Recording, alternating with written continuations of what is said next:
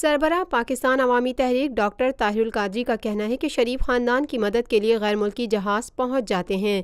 شریف خاندان کا بیرونی دنیا میں منظم نیٹ ورک ہے۔ جمہوریت اور تحریک عدل کا شور کرنے والے شرم سے ڈوب مریں۔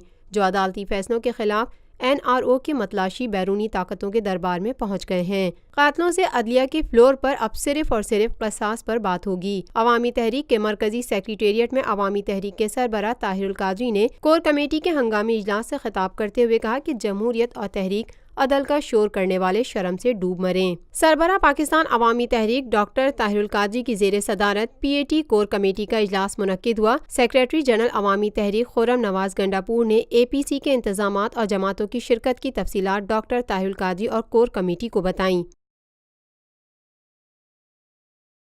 پاکستان میں پہلی مرتبہ حالات حاضرہ کے مختصر مگر جامع پروگرامز، خبروں، تبصروں کے علاوہ دیگر سماجی، تجارتی، ثقافتی، تفریحی، معلوماتی، مذہبی، تعلیمی، صحت اور بچوں کے پروگرامز صرف TNN TV پر۔